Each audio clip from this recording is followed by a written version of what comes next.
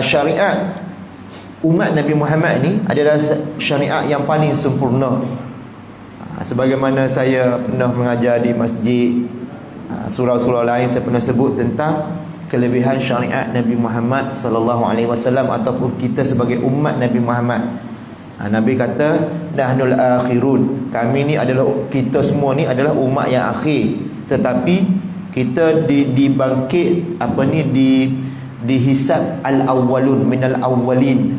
Di kalangan umat-umat yang terdahulu kita dihisab. Ada pun umat-umat lain, umat Nabi Adam, Idris, Nuh, semua mereka kemudian, kita terdahulu. Sebab apa? Salah satu sebabnya disebabkan syariat kita sempurna. Jadi sebutlah apa-apa sekalipun dalam syariat kita, tidur, makan, minum, berak, kencing, semua ada dalam syariat kita, dalam syariat Nabi Muhammad sallallahu alaihi wasallam. Jadi malam ni kita belajar bab istinja yang termasuk dalam syariat juga. Macam mana istinja, bilakah istinja ni diwajibkan? Kita tak tahu kan.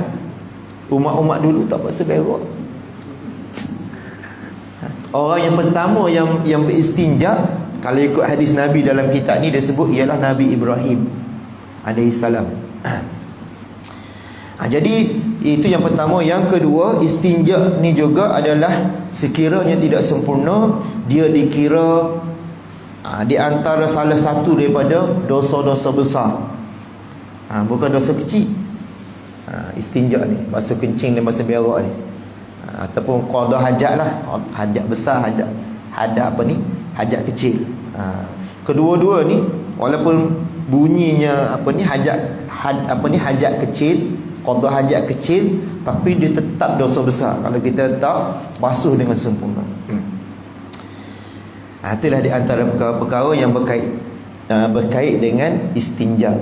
Jadi kita baca dalam kitab ni, Matan Abi Suja', dia kata dalam hasiah, dalam sarah dia kata wa syara'a ma'al wudu' lailatul isra. Dia sebutkan ni, dia kata disyariatkan. Maksudnya disyariat ni diwajibkan. Diwajibkan ma'al wudu', berserta dengan wudu' pada malam lailatul isra. Itu setengah pendapat pirawi hadis ataupun riwayat hadis. Ada dia kata wakila fi awalil bi'sati. Ada dia sebut hadis-hadis yang sebut, dia kata disyariatkan istinja ni, basuh berak, basuh kecing ni, ialah pada mula-mula Nabi dibangkit menjadi Nabi. Masa itulah ketika Nabi umur 40 tahun, dia diwajibkan istinja, basuh berak, basuh kecing. Maksudnya sebelum ni tak wajib. Maksudnya berak-berak gitu je lah, lepas berak tak. Jadi syariat disyariatkan satu riwayat kata malam Lailatul Isra Mi'raj. Yang kedua riwayat menyebutkan dia ketika Nabi mula-mula dibangkit menjadi Nabi. Dia kata wa huwa bil hajar. Syariat itu ialah dengan batu sahaja. Asal kita basuh berak ni dengan batu. Oleh kerana tempat kita ni banyak air, maka pakai air terus. Tak apa, dia ada keterangan mengenai dengan pakai batu, dengan pakai air ni masa basuh berak. Sebab itulah ada kawan saya seorang tu, ada seorang kawan saya, dia belajar kat Pakistan. Dia kata di Pakistan ni dia ada air tandas dia, tapi dalam tempat dia belajar, dia kata di surau-surau tu dia ada batu-batu tepi-tepi tandas tu. Dia guna batu, dia lebih suka guna batu.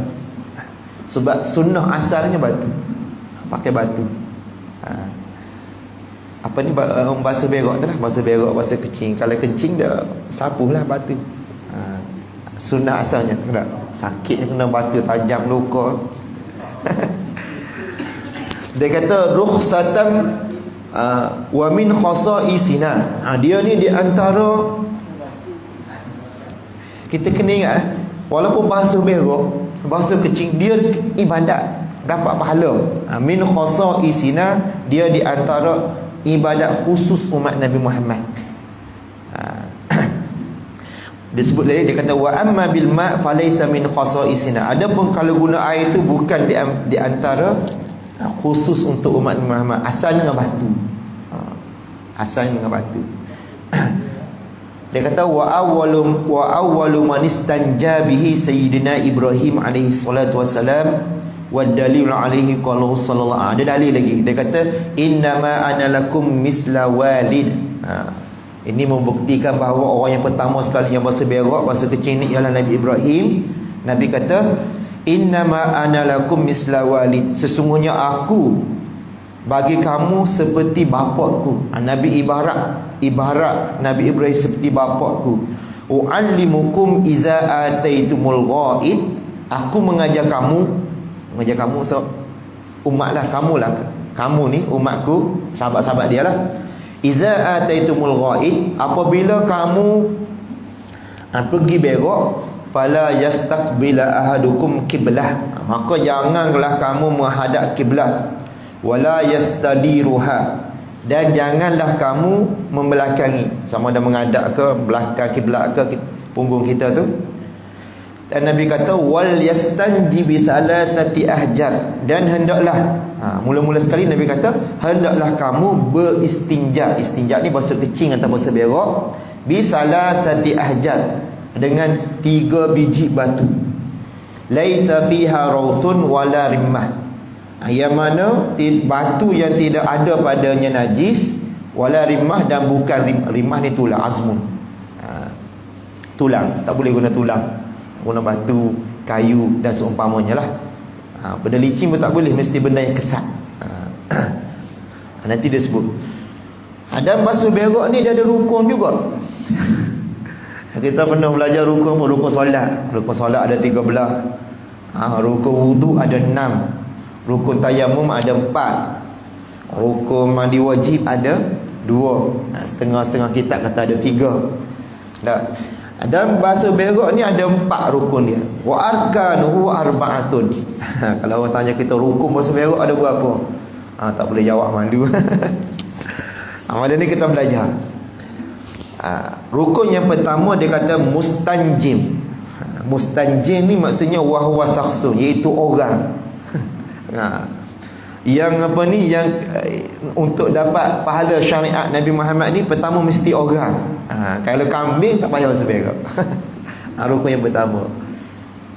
Yang kedua wa mustanji minhu. Yang kedua ialah benda yang disuci daripadanya, iaitu dia kata al-kharij an-najisi mulawwith. Yang pertama kena ada orang, yang kedua kena ada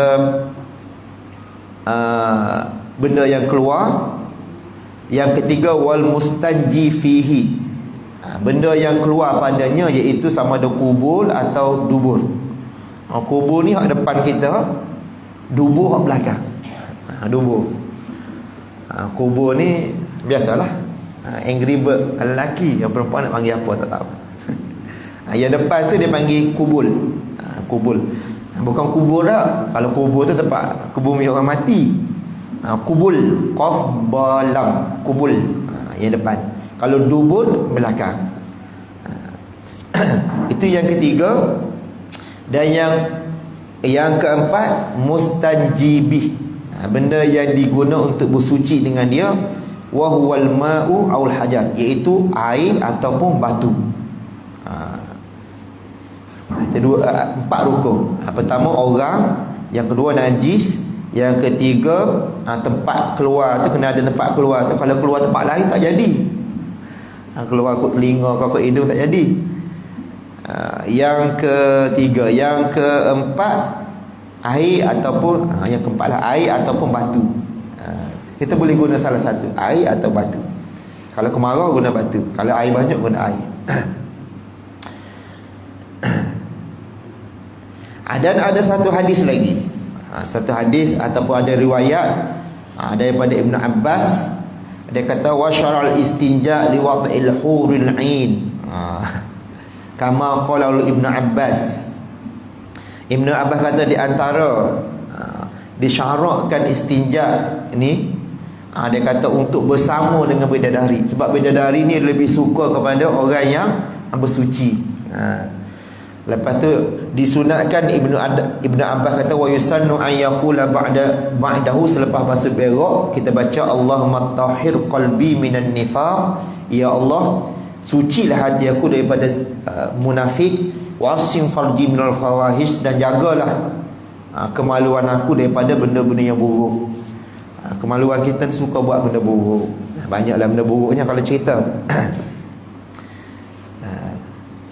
Dan dia kata wal istinja wajibun, hukum kita bersuci ni, basuh berak basuh kencing adalah wajib, bukan sunat, wajib.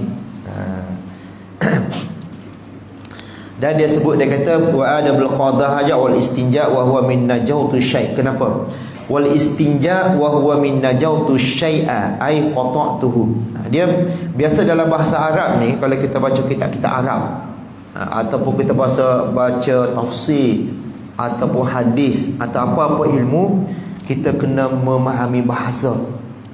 Bahasa. Sebab apa? Sebab bahasa ni dia alat untuk kita faham. Sebab itulah kelebihan Nabi Adam berbanding dengan para malaikat, Allah Ta'ala beri ilmu dulu pada Nabi Adam. Mula-mula malaikat rasa macam tak suka hati, macam tak sukalah malaikat ni, seolah-olah begitu. Apabila Allah nak buat Nabi Adam, tapi oleh kerana malaikat tak tahu tentang Nabi Adam, Allah Ta'ala kata wa 'allama Adam al-asma'a kullaha thumma 'aradahum 'alal malaikah. Maka Allah mengajar Nabi Adam nama-nama. Setiap benda, di antara kelebihan Nabi Adam ni, dia tahu nak banyak nama. Benda, nama-nama benda, gelas, langit, bumi, semua dia tahu. Thumma 'aradahum 'alal malaikah. Kemudian Allah membentangkan kepada malaikat, wahai malaikat, ni apa? Malaikat kata tak tahu. Subhanaka la ilma lana illa ma 'allamtana. Kami maha suci engkau, kami tidak tahu. Malaikat ni dia banyak yang tak tahu berbanding dengan Nabi Adam. Maka di sini kita faham bahawa kelebihan manusia ni dengan sebab ilmu. Allah bagi ilmu yang sangat banyak pada Nabi Adam, sehingga malaikat pun subhanaka, kami mengaku kami tak tahu. Jadi Nabi Adam kelebihan dia ilmu.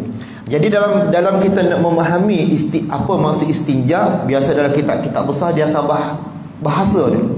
Macam kita nak bahas hadis, kita tahu apa maksud hadis ni, bahasa dia, apa yang dimaksudkan dia. Jadi malam ni saya tak nak panjang, kita kepada istinja. Untuk minggu ni istinja je lah, kita habiskan. Bahasa dia min najautu syai'a ay qata'tu.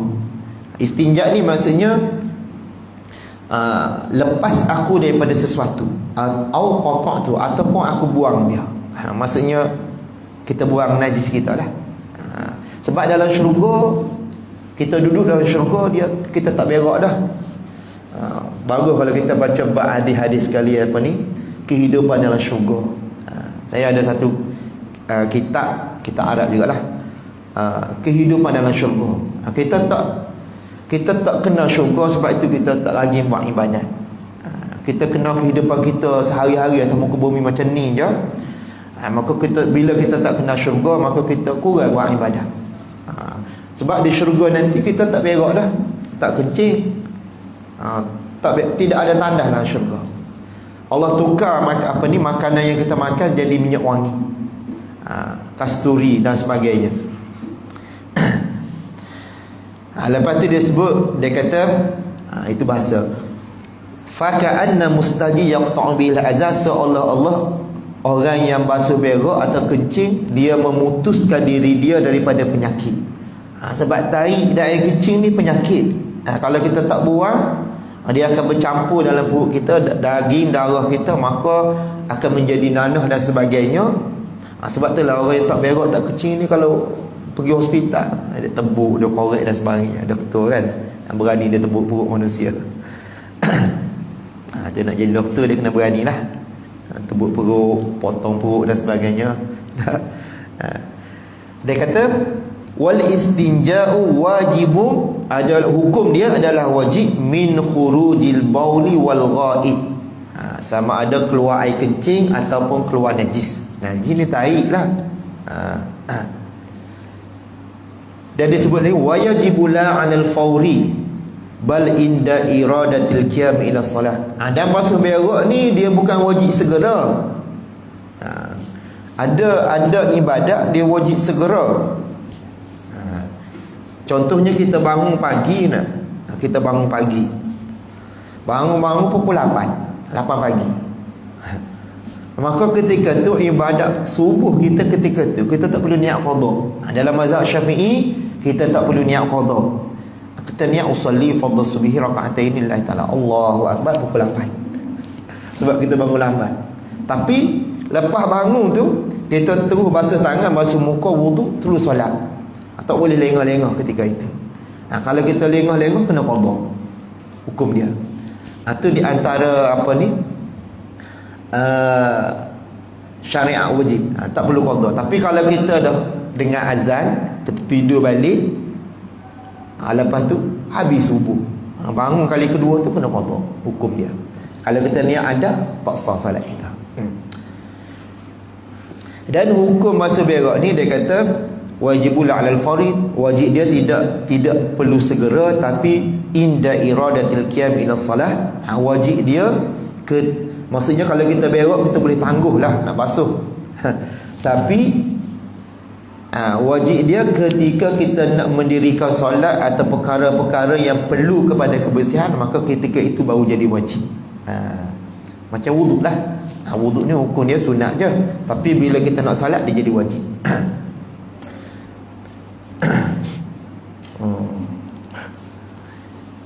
Wa qad yundabu, kadang-kadang disunatkan kita basuh. Ada juga sunat basuh berak dia. Bila basuh berak sunat, iza kharaja minhu ghairu mulawwathin kadudin aw ba'rin, apabila keluar daripada lubang punggung kita ataupun lubang kecing kita, keluar benda yang tidak mulawis, ini benda yang meleleh. Kadudin, seperti keluar cacing. Cacing banyak sangat, tiba-tiba keluar ke punggung. Zaman-zaman dulu kita makan ubat cacing apa tu? Cacing apa? Nak gambar cacing. Maka dia keluar hidup-hidup cacing. Banyak cacing zaman dulu.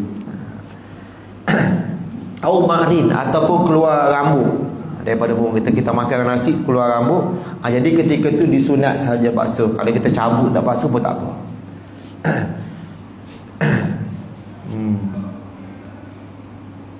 Wa qad yahrumu ma'al ajza' kal istinja bil maqsud. Kadang-kadang haram kita haram istinja ni. Bila haram ni? Ma'al ajza' kal istinja bil maqsud, seperti kita beristinja guna batu yang dicuri. Kita ambil batu depan rumah orang, kita tak minta izin, maka haram kita itu kita beristinja basuh berak pakai batu ataupun air ke, sama je. Kita curi orang, tapi hukum dia sah.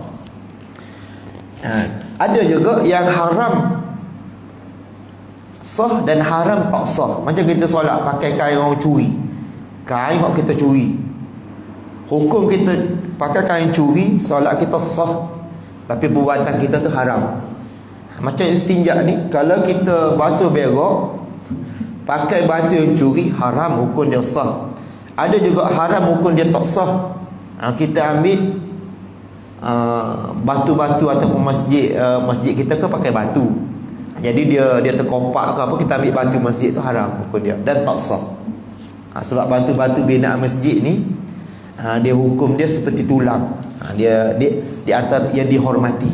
Dihormati. Jadi kita nak basuh berak nak guna batu-batu yang pecahan daripada surau kita ni, hukum dia tak sah dan tak bersih. Macam tu.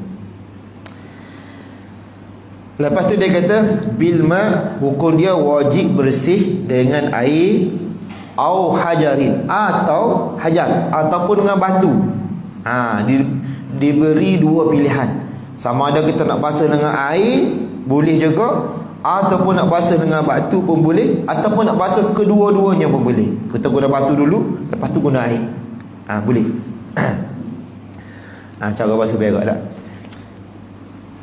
Min kulli jamidin tahirin qaliin ghairu muhtarimin. Jadi batu tu apa dia? Batu wa ma fi ma'nahu, dan setiap perkara ataupun bahan-bahan yang seumpamanya ataupun semakna dengan batu. Syarat dia macam mana? Min kulli jamidin, setiap benda yang berketul ataupun benda yang agak keras, tahirin, bersih, qali'in, kesat, ghairu muhtarimin, dan tidak dikira, tidak dihormati.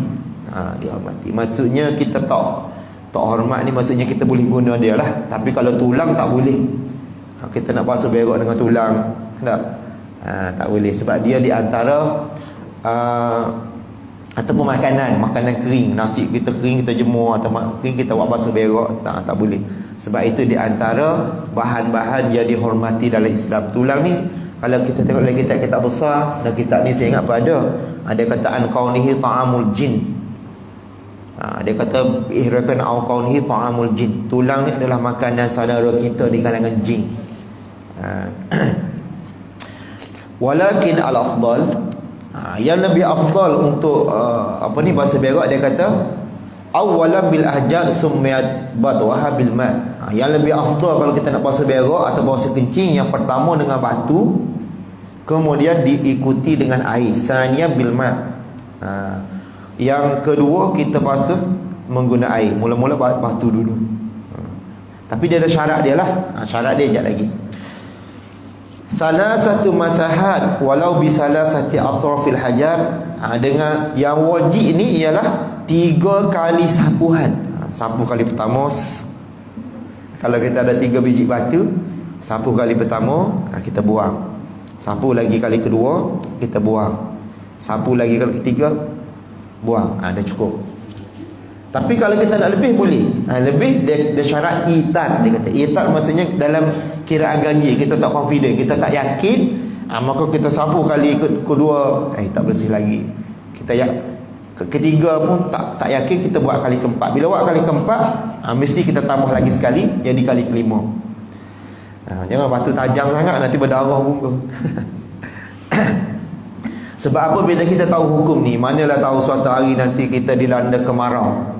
Bila kemarau tak ada air, ketika tu kita dah dengar dah, kita dah belajar dah malam ni, kita nak guna apa ni, nak guna batu kan. Kita sapu 3 kali, wajibnya 3 kali, 4, 5, 6, 7 sunat. Walau bisalah sati atrafil hajar, ataupun batu yang ada 3 bucu. Kita ambil batu 3 bucu besar sikit, kita sapu. Dia batu ni syarat dia kena sedia dululah.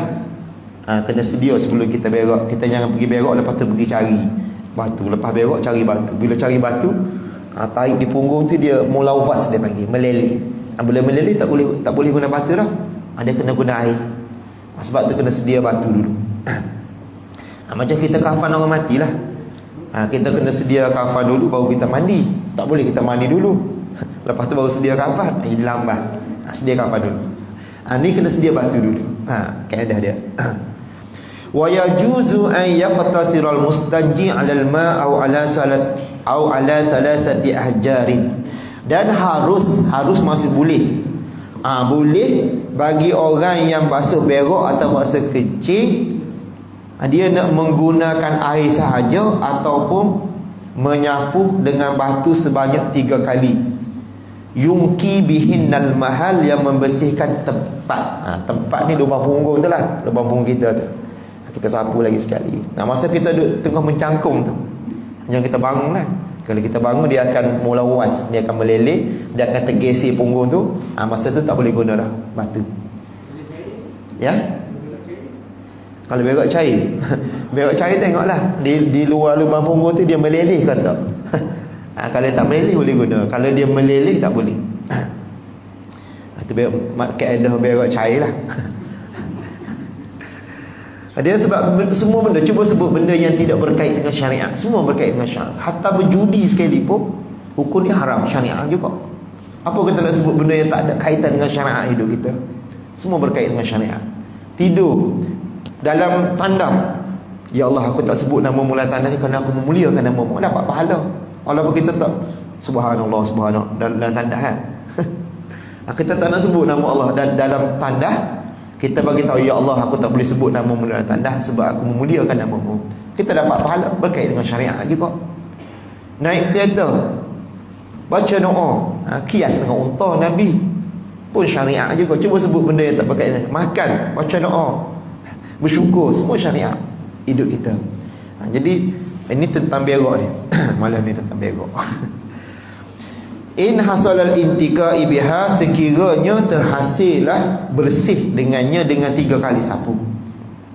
Tapi kalau tak terhasil bersih, maksudnya tak terjadinya bersih, kita rasa tak bersih, maka kita kena sapu lagi kali keempat, diteruskan dengan kali yang kelima.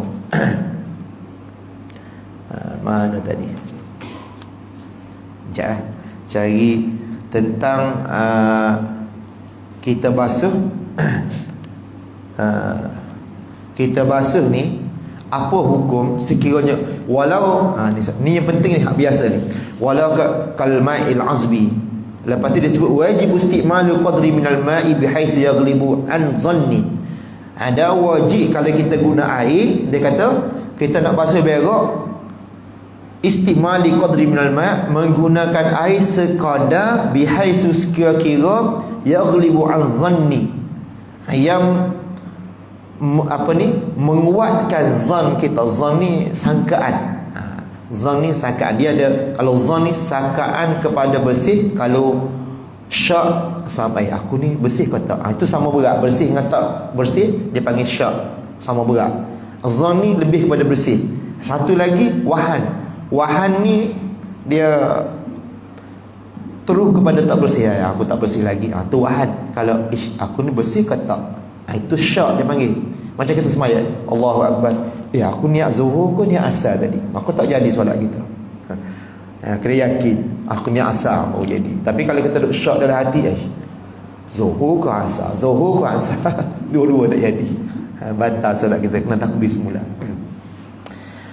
Jadi kita kena zon saja. Macam kita wuduk tu hukum dia tahap zon, bukan yakin. Kalau yakin 100%, 100%. Bila kita basuh muka, kita yakinlah bahawa rata dah. Tak payah kita fikir kat celah hidung tu rata ke tak. Itu kita dah mari syak dah tu. Bila syak macam tu, kita akan ditipu oleh syaitan. Jadi kita guna air sekadar yang menzon ataupun lebih kepada yakin, yang menghilangkan najis, cukup untuk kita menghilangkan najis pada punggung ataupun pada kemaluan kita. Maka sahlah hukum dia kalau guna air. Lepas tu dia kata walau syamma min yadihi raihatan najasah, kalau seseorang tu terbau dia basuh berak, dia bau kat tangan dia, sama ada dia lalu bau ni, macam mana hukum dia? Raihatan najasah, dia basuh berak lepas tu terbau, sama ada tak kira lah, lepas dia basuh berak dia rasa bersih dah, tiba-tiba dia gawi hidung. Itu biasa tak? Kita pun bang, bersih lagi. Itu perangai kita ni. Lam yahkum bi baqa'in najasah, maka dari sudut hukumnya kita tidak boleh hukum dengan masih ada najis. Tak boleh. Walaupun bau tak boleh. Kita ihtimal lah apa-apa. Boleh. Tak boleh kita hukum bahawa aku basuh tak berak, tak bersih lagi ni. Sebab itulah bila kita basuh berak, lepas basuh berak tu jangan kita cium tangan. Kalau kita cium tangan, memang nak kata bau, wallah alam lah. Kita basuh-basuh, kita rasa bersih, maka cukuplah ambil sabun basuh. Kalau zaman Nabi dia ajar ambil tanah, turab, ambil tanah sapu. Macam tu. Zaman Nabi tak ada sabun tak zaman Nabi. Tak jumpa lagi sabun. Dia suruh ambil tanah sapu macam ni. Zaman kita sabun pun dah sabun lah. Jangan cium tangan kita lepas basuh berak.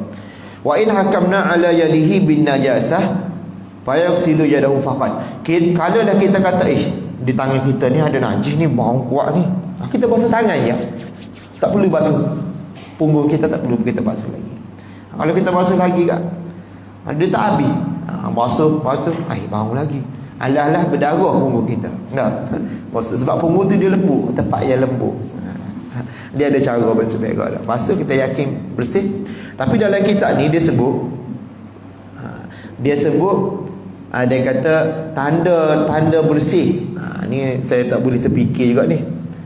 Dia kata wa alamatuhu zuhul khusunah ba'da nu'umah fi zakari.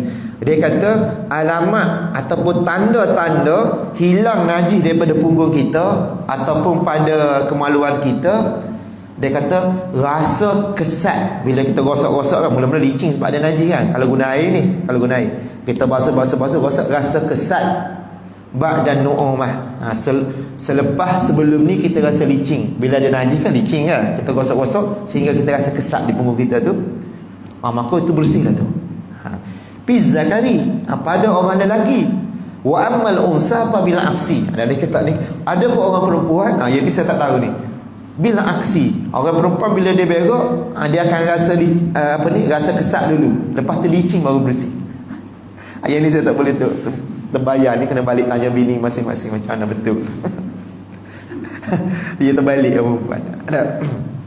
Jadi gitulah, kalau kita tebang pada tangan, maka kita jangan hukum ataupun kita jangan kata tak bersih lagi punggung aku ni. Maka kita pun gosok lagi, tak perlu. Kita ambil sabun basuh terus ataupun ambil tanah basuh cukup.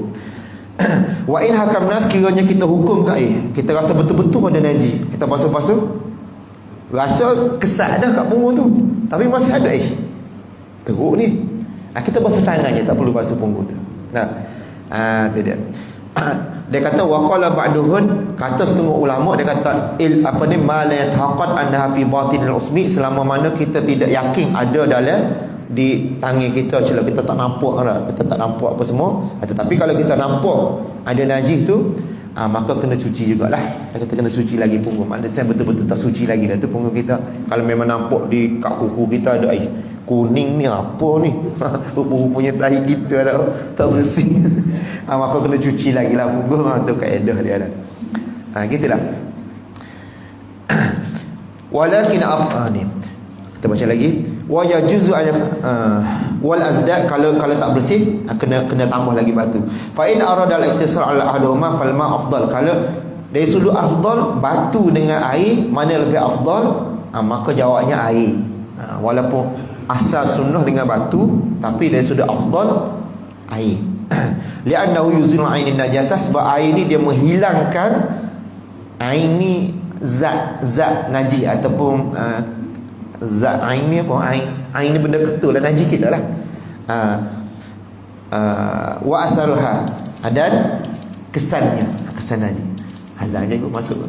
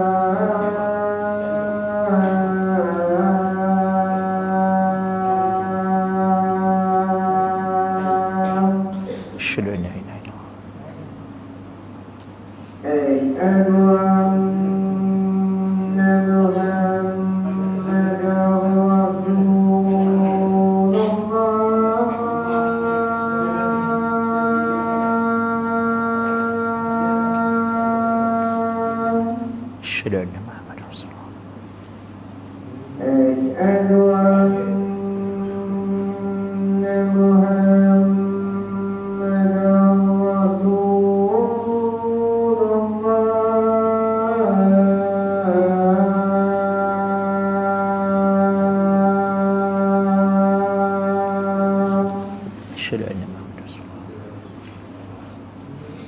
hayya 'alas shalah.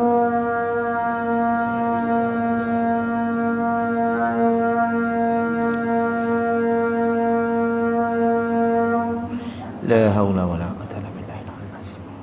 hayya 'alas shalah.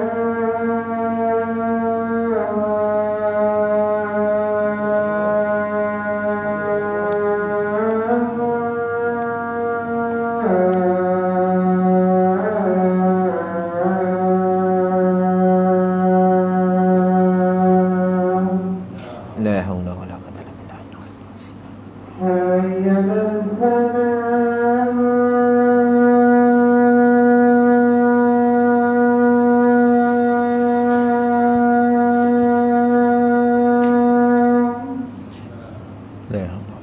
hayya 'alal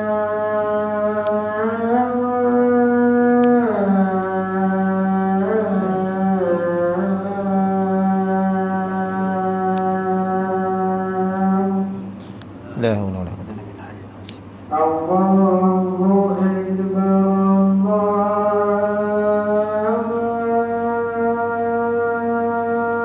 Allahu Akbar. Allahumma Allahu akbar. La ilaha illallah.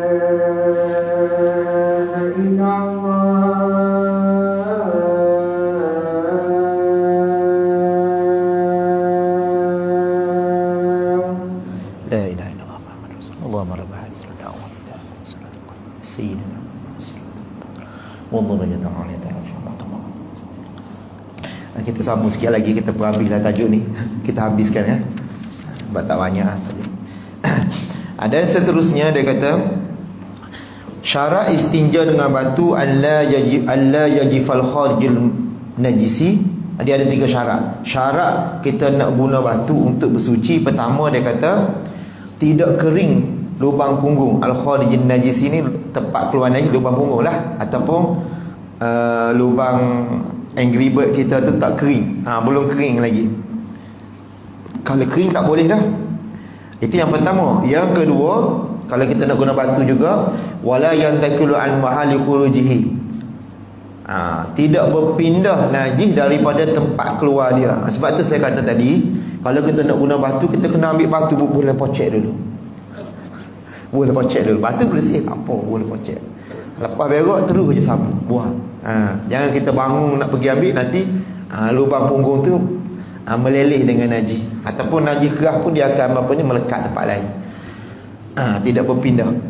Yang ketiga, wala yaqau alaihi najisun akhar. Yang ketiga, tidak datang ke atas najis tadi najis ajnabi. Najis ajnabi ni najis yang lain lah. Kita berak ada sepatut ada najis kat lubang punggung tu kan. Tiba-tiba datang najis lain. Kita berak dekat kandang lembu kan. Lembu nak marah, dia tendang tahi, dia kena tempat punggung kita. Bertambah dah najis itu, maka tak boleh nak guna batu dah. Sebab bercampur dengan tahi lembu dah. Tak boleh. Dia sebut dengan contoh bercampur ataupun tengah-tengah berak ataupun bahasa kecil tak kering, tiba-tiba keluar air mani. Macam mana? Keluar air mani dia kata dalam kitab ni. Dah. Kita kena faham kaedah air mani ni, bila seseorang tu mandi wajib, dia ada 2 keadaan. Orang tu mandi wajib, ni mandi wajib pula. Bila mandi wajib, kalau seorang lelaki lah, bagi orang lelaki, kalau dia mandi wajib, dia rasa puas dah bersama dengan isteri dia, dia mandi wajib. Lepas mandi wajib, lepas mandi sempurna, tiba-tiba keluar lagi air mani, maka dia tak perlu dah nak ulang mandi wajib lagi sekali. Dia sekadar basuh gitu je. Tapi kalau dia tak puas bersama isteri dia, dia mandi wajib, lepas mandi keluar air mandi, maka kena ulang lagi mandi wajib. Ada pun orang mayat jenazah ni, kalau kita dah mandi dia niat mandi jenazah, hukum dia lah, kita niat mandi jenazah, lepas kita mandi jenazah, tiba-tiba dah sempurna mandi kan, kita wuduk apa semua, tiba-tiba terkeluar najis lagi. Pernah satu tempat tu saya mandi jenazah. Saya sendirilah. Saya mandi jenazah. Mandi sempurna dah, kita dah menuang ataupun kita buat dah main puas hati lah. Lepas tu bersih apa semua, saya niat mandi, wuduk apa semua sempurna. Lepas tu kita angkat jenazah tu besar. Angkat terkeluar tahi. Habis kat bawah ni. Saya cakap tak perlu kita niat mandi dah.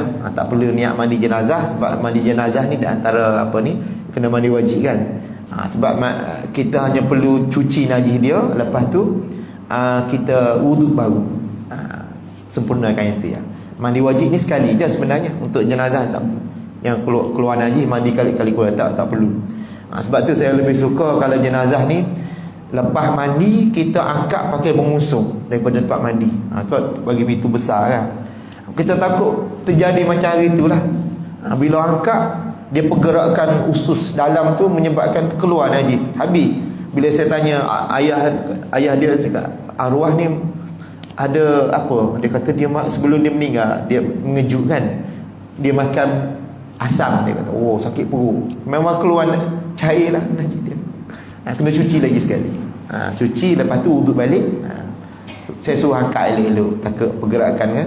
Terus kafan. Dia kaedah macam tu. Lepas tu 3 syarat tadi pasal kalau kita nak guna batu untuk basuh berak atau basuh kencing. Pertama tadi lubang punggung belum kering lagi. Yang kedua, tidak berpindah najis pada lubang punggung pada tempat lain, maksudnya kita masih mencangkung lagi. Yang ketiga, jangan ada najis baru.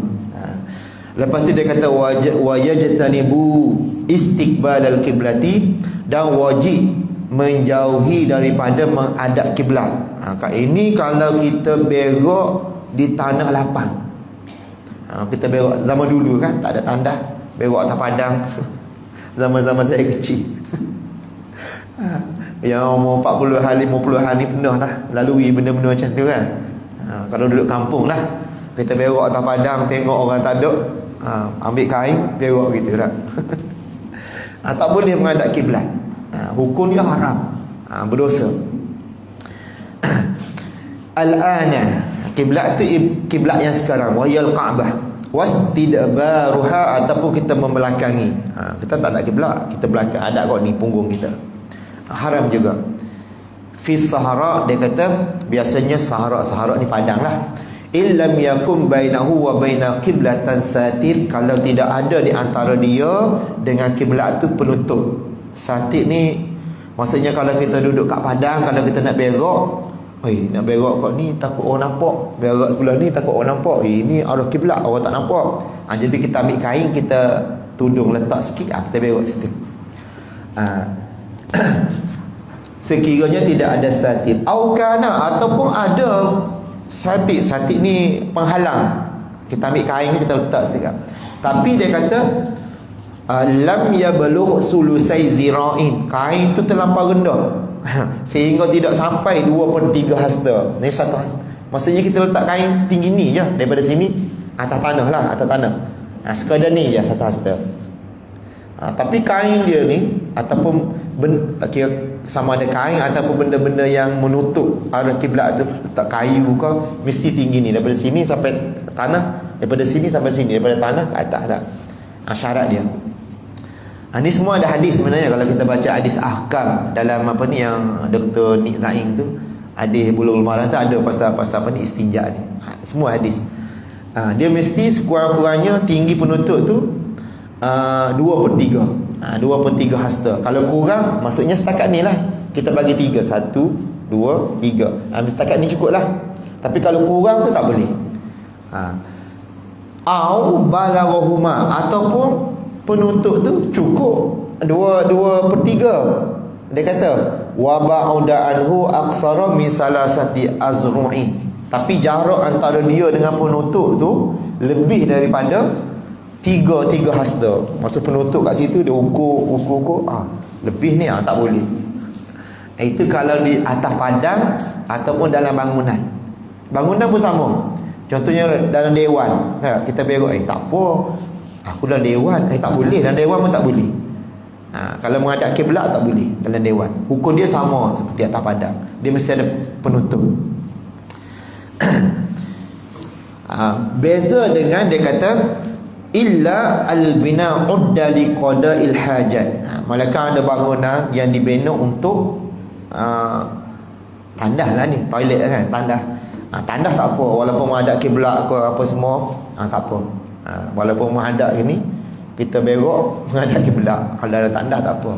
Sebab dia dalam bangunan khusus yang apa ni kecil, boleh. Walaupun tandas tu sendiri ada kiblat, tapi seelok-eloknya kita elaklah rumah kita daripada, kalau kita buat rumah kiblat tu kita elak daripada tandas sebagai menghormati. Lepas tu dia kata wa yajtanibu nadban qadil haja al-bawl ghaid fil ma'i raqid. Yang seterusnya dia kata hendaklah dia menjauhi sunat sahaja orang yang nak berak dalam air ar-raqid, air tenang. Air yang apa ni? Air tenang, maksud air tenang ni air sedikit tenang tak boleh. Ataupun dia tidak mengalir air dalam parit ke longkang ke, tak boleh. Sunat saja, kalau berak pun tak apalah. Sunat. Amal jari fayukrahu fil qalil minhu dun al-kathir. Adapun air yang mengalir dimakruhkan kalau air itu sedikit, maksud longkang kecil. Dan dia kata dunal kathir, tidak makruh kalau air itu banyak. Lakin al-aula ijtinabuhu, tetapi mengikut syariat Islam yang terlebih baik ialah kita jauhkan daripada berak atau kencing pada air yang mengalir ataupun sedikit atau banyak. Sebagaimana Imam Nawawi dia mengharamkan. Imam Nawawi mengharamkan. Dia hukum fiqh ni dia, kita kata kenapa imam tu boleh? Tak payah kita tengok mazhab Maliki ya. Mazhab Maliki, Hanafi, Hambali, Syafi'i. Kenapa mazhab Hanafi niat dia biduni iktiran. Kalau kita basuh muka kita niat. Kalau Hanafi tak perlu niat. Dia niat kat rumah lagi. Sahaja wuduk kepada Allah Taala, sampai kat telaga ataupun kat paip dia tu basuh cukup. Dia boleh takhir niat dia. Dahulu dia basuh takhir. Itu orang mazhab Hanafi. Dan seterusnya saya cepatkan, dia kata tidak boleh berak di bawah pokok yang berbuah. Dulu pernah kena terpijak tai. Saya nak ambil buah jambu, saya ingat lagi masa-masa remaja, orang berak bawah pokok jambu, terpijak. Ni rasa pernah ada yang kena ni. Dah. Wa fit tariqi, dan dalam pada jalan al-masluki linnas, jalan yang dilalui oleh manusia, tak boleh, haram juga hukum dia. Wa zilli, di bawah bayangan saifan, wa fi mawdi syamsi syitaan, di bawah bayangan pada musim panas atau musim sejuk. Wa fi thaqabi, dalam lubang, kita nampak lubang. Ini cerita zaman dulu semua kan. Zaman sekarang mungkin ada di Afrika. Dan lubang, kita nampak lubang terus berak dah tu.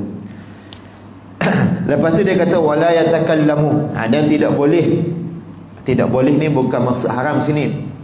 Adaban dari sudut adab. Seelok-eloknya adabnya, dalam mazhab kita dia kata jangan bercakap semasa kita sembahyang pula. Qada hajat, kencing atau berak dah. Kita dulu berak-berak, tiba-tiba kawan ketuk pintu beri salam. Zaman sekarang ni siap-siap baca surat khabar lagi lah tandas kan. Banyak cerita apa ni, benda yang tak bagus. Jadi itu di antara benda-benda yang berkaitan dengan apa ni, dengan qada hajat ataupun buang air kecil lah. Mudah-mudahan kita dengar malam ni, mana tahu suatu hari nanti kita dilanda kemarau, maka kita nak gunalah batu ni. Tak boleh tak pasal berak.